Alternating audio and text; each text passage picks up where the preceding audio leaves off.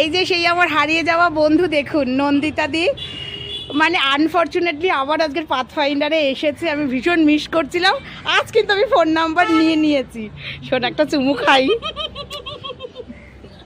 এই যে ছেলে ফার্স্ট ইয়ারে পড়ছে, আমি খুব মিস করেছি তোমাকে, খুব মিস করেছি। আমার বন্ধুরাও বলেছে যে তুই এত ফোন নাম্বার নিলি না, এত ভালোবাসে। ঠিক আছে, টাটা টাটা করো।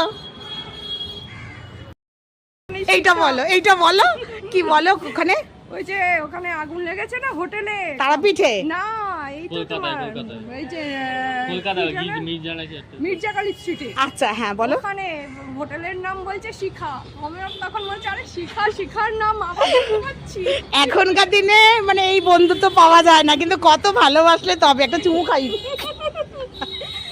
ঠিক আছে, মানে সমানে মনে করতে করতে আজকে দেখো মনের টান কিরকম।